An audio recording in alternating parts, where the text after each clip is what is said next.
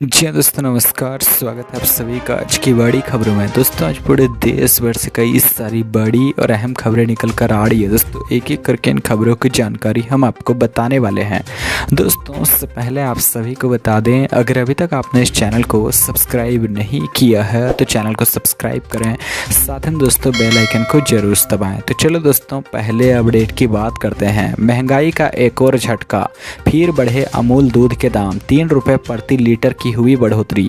जी हाँ दोस्तों, गुजरात की कंपनी अमूल ने एक बार फिर दूध की कीमतों में इजाफा कर दिया है। दूध की कीमत में 3 रुपये प्रति लीटर बढ़ा दिया गया है, वहीं यह तत्काल प्रभाव से लागू होगा। इस बढ़ोतरी के बाद अमूल गोल्ड की कीमत 66 रुपये प्रति लीटर, अमूल ताज़ा की कीमत 54 रुपये प्रति लीटर, अमूल गाय का दूध 56 रुपये प्रति लीटर और अमूल भैंस के दूध की कीमत अब 70 रुपये प्रति लीटर होगी। दोस्तों आपको बता दें कि अमूल ने पिछले साल अक्टूबर में दूध की कीमत में 2 रुपये प्रति लीटर की बढ़ोतरी की थी।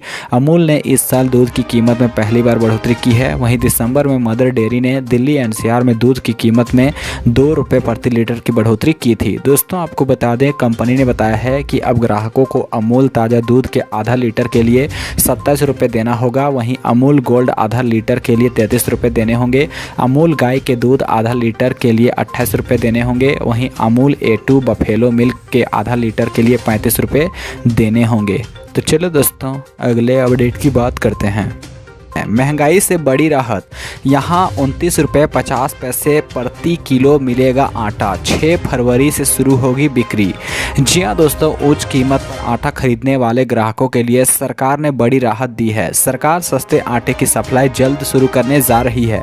ग्राहक 29 रुपये 50 पैसे प्रति किलो कीमत पर आटा ओपन मार्केट सेल स्कीम के तहत खरीद सकते हैं। सरकार इसे भारत आटा के नाम से बेचेगी। दोस्तों आपको बता दें, 6 फरवरी से इसकी बिक्री शुरू होगी। उपभोक्ता मामले के मंत्रालय की ओर से एक बयान में कहा गया है कि सरकारी आउटलेट्स से 29 रुपये 50 पैसे प्रति किलोग्राम में आटा खरीदा जा सकता है। बयान में जानकारी दी गई है कि National Agricultural Cooperative Marketing Federation of India और National Foundation for Credit Counselling 6 फरवरी से इसकी बिक्री शुरू करेंगे। दोस्तों आपको बता दें कि देश में अभी आटे की कीमत 38 रुपये प्रति किलोग्राम से भी ज़्यादा है। ऐसे में सरकार की ये स्कीम लोगों को सस्ती दर पर आटा उपलब्ध कराएगी। खाद्य और सार्वजनिक वितरण विभाग के सचिव संजीव चोपड़ा ने एक बैठक में ओपन मार्केट सेल स्कीम की समीक्षा की है। दोस्तों आपको बता दें, बैठक में फैसला लिया गया है कि भारतीय खाद्य निगम डिपो से केंद्रीय भंडार NAFED और NCCF संस्थान 3 LMT तक गेहूं उठाएंगे। इसके बाद गेहूं को आटा में बदलने के बाद कई खुदरा दुकानों और सरकारी आउटलेट के माध्यम से ग्राहकों तक 29 रुपये 50 पैसे प्रति किलो के हिसाब से दिया जाएगा। तो चलो दोस्तों अगले अपडेट की बात करते हैं। जान लीजिए वो गलतियां जिनके कारण अटक सकती है 13वीं किस्त। आवेदन के समय किसान भूलकर भी ना करें ये गलती। जी हाँ दोस्तों, देश में चलने वाली कई तरह की योजनाओं का लाभ एक बड़ा तबका ले रहा है। इनमें मुफ्त व सस्ता राशन जैसी योजनाओं से लेकर बीमा और पेंशन जैसी कई लाभकारी और कल्याणकारी योजनाएं शामिल हैं। राज्य सरकारें हों या फिर केंद्र सरकार, ये दोनों ही अपने अपने स्तर पर कई तरह की योजनाओं का संचालन करते हैं। जैसे किसानों के लिए प्रधानमंत्री किसान सम्मान निधि योजना को ही देख लीजिए, जिसको केंद्र सरकार द्वारा चलाया जाता है। दोस्तों आपको बता दें, इस योजना के अंतर्गत हर 4 महीने में किसानों को 2,000 रुपये देने का प्रावधान है, यानी सालाना 6,000 रुपये किसानों को डायरेक्ट दिया जाता है। दोस्तों आप सभी को बता दें, अब इस योजना से जुड़ा हुआ सबसे बड़ा अपडेट निकल कर आ रहा है।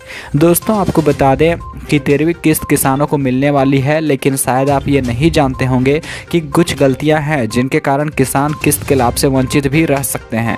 मौजूदा समय में लगभग हर एक काम से आधार को जोड़ा गया है। ऐसे में PM किसान योजना में भी आधार कार्ड नंबर देना पड़ता है। ऐसे में आपको ध्यान रखना है कि आधार कार्ड नंबर गलत ना भरें, वरना आपको दिक्कत हो सकती है। इसके अलावा जब किसान इस योजना में आवेदन करते हैं तो फॉर्म में अपना नाम भरना होता है। ऐसे में यहाँ ध्यान देना ये है कि अपने नाम को हिंदी में ना लिखें, क्योंकि अगर आप ऐसा करते हैं तो तो आप किस्त के वंचित रह सकते हैं।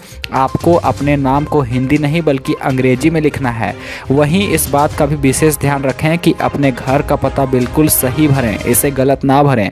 इसके लिए आप अपने आधार कार्ड या बाकी दस्तावेजों से पते को देखकर ही भर सकते हैं। वहीं ध्यान दें कि पीएम किसान योजना में आवेदन करते समय अपने नाम की स्पेलिंग गलत ना करें। यहाँ पर देख लें कि आधार कार्ड में जो स्पेलिंग है वो आप भर सकते हैं या बाकी दस्तावेजों में भी नाम की स्पेलिंग को चेक कर सकते हैं।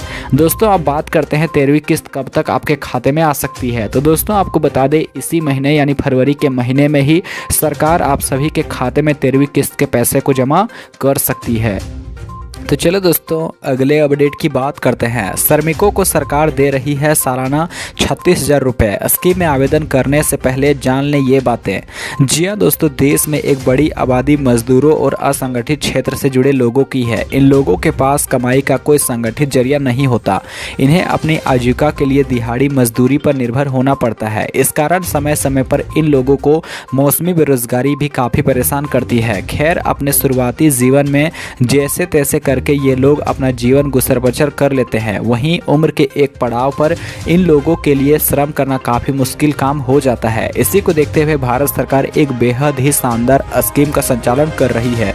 दोस्तों आपको बता दें इस स्कीम का नाम प्रधानमंत्री श्रम योगी मानधन योजना है। इस स्कीम को खास तौर पर असंगठित क्षेत्र से जुड़े लोगों के भविष्य को आर्थिक रूप से सुरक्षित करने के लिए किया गया है। दोस्तों आपको बता दें प्रधानमंत्री श्रम योगी मानधन योजना में असंगठित क्षेत्र से जुड़ा कोई भी श्रमिक 55 रुपये निवेश करके 60 की उम्र के बाद हर महीने 3,000 रुपये यानी सालाना 36,000 रुपये की पेंशन का लाभ उठा सकता है। भारत सरकार की इस स्कीम में 18 से 40 साल के बीच के श्रमिक ही निवेश कर सकते हैं। इस स्कीम को खासतौर पर असंगठित क्षेत्र से जुड़े लोगों के लिए शुरू किया गया है। ऐसे में इसका लाभ EFPO या ESIC के सदस्य नहीं उठा सकते। स्कीम के अंतर्गत अगर आवेदनकर्ता की आय 15,000 रुपये या इससे ज़्यादा है, इस स्थिति में वह इस स्कीम का लाभ नहीं उठा सकता है। अगर आवेदनकर्ता की मृत्यु हो जाती है, इस स्थिति में उसके द्वारा तय किए गए नॉमिनी को पेंशन की 50% राशि प्रदान की जाएगी। दोस्तों आपको बता दें इस स्कीम का लाभ लेने के लिए आपके पास किसी प्रकार की शैक्षणिक योग्यता की जरूरत नहीं है।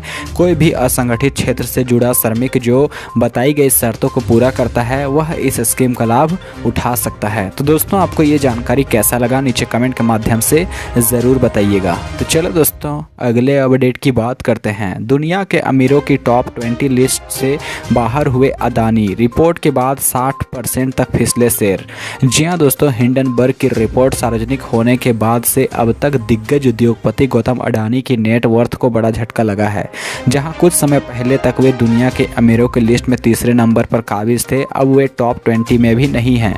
दोस्तों आपको बता दें ब्लूमबर्ग की बिलियनियर इंडेक्स के अनुसार गौतम अडानी टॉप 20 अमीरों की लिस्ट से बाहर होकर फिलहाल 22वें नंबर पर पहुंच गए हैं। गौतम अडानी को एक ही दिन में करीब 10 अरब डॉलर का नुकसान हुआ है। वहीं दूसरी ओर फेसबुक के संस्थापक जुकरबर्ग की संपत्ति में 12.5 अरब डॉलर का इजाफा हुआ है और वे दुनिया के अमीरों की लिस्ट में 13वें स्थान पर पहुंच गए हैं। दोस्तों आपको बता दें सितंबर में अडानी की नेटवर्थ 155.7